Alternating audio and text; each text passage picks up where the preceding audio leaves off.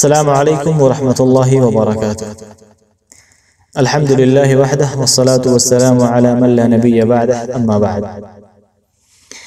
معزز ناظرین و سامعین، روزہ کے مسائل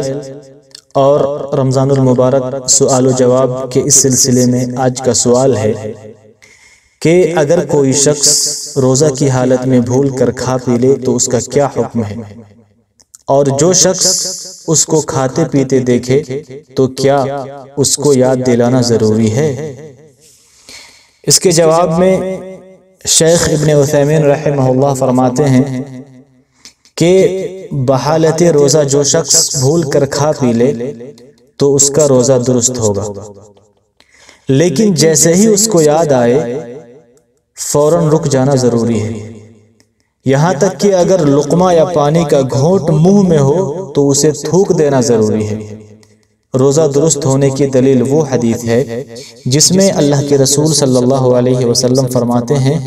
کہ جس سے روزہ کی حالت میں بھول ہو گئی اور اس نے کچھ کھا پی لیا تو وہ اپنا روزہ پورا کرے، کیونکہ اللہ تعالیٰ نے اسے کھلایا پلایا ہے۔ اور دوسری بات یہ ہے کہ نادانستہ کوئی ممنوع کام کرنے پر انسان کی گرفت نہیں کی جاتی، کیونکہ قرآن میں ہے کہ ربنا لا تؤاخذنا ان نسینا او اخطأنا، کہ اے ہمارے رب ہم سے بھول چوک ہو جائے یا غلطی ہو جائے تو ہماری گرفت نہ کر۔ اس پر اللہ تعالیٰ نے فرمایا قد فعلت، یعنی میں نے بندے کی یہ دعا قبول کر لی۔ اور شیخ آگے فرماتے ہیں کہ جو شخص ایسے روزہ دار کو کھاتے پیتے دیکھے تو اس پر ضروری ہے کہ اسے یاد دلائے، کیونکہ یہ منکر کام کو بدلنے و روکنے سے متعلق ہے، اور نبی کریم صلی اللہ علیہ وسلم نے فرمایا ہے کہ تم میں سے جو شخص کوئی غلط کام ہوتا دیکھے تو اس کو اپنے ہاتھ سے بدل دے، اگر ہاتھ سے نہیں بدل سکتا تو زبان سے، اور اگر اس کی بھی طاقت نہیں تو دل سے۔ اور اس میں کوئی شک نہیں کہ روزے کی حالت میں روزہ دار کا کھانا پینا ایک منکر کام ہے،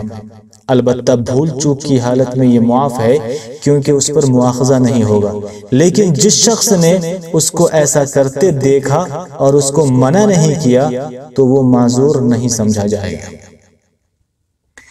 اگلا سوال یہ ہے کہ روزے کی حالت میں کسی اجنبی عورت سے بات کرنے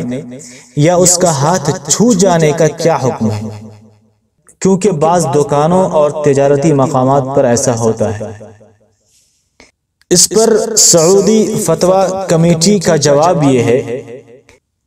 اگر عورت سے بات کرنے میں مرد کی بدنیتی نہیں ہے اور نہ ہی اس سے لطف اندوزی مقصود ہے، اس طور پر کہ تجارتی نوعیت کی بات ہو یا راستہ وغیرہ پوچھنے کے لیے ہو، ایسے ہی بلا ارادہ ہاتھ چھو جائے تو یہ سب کام رمضان اور غیر رمضان دونوں میں جائز ہے۔ ہاں، اگر عورت سے بات کرنے کا مقصد لطف اندوز ہونا ہو تو یہ سرے سے ناجائز ہے، نہ رمضان میں اور نہ ہی غیر رمضان میں، البتہ رمضان میں اس کی ممانعت اور سخت ہو جاتی ہے۔ هذا واللہ اعلم، وصلی اللہ علی نبینا محمد وعلی آلہ واصحابہ اجمعین۔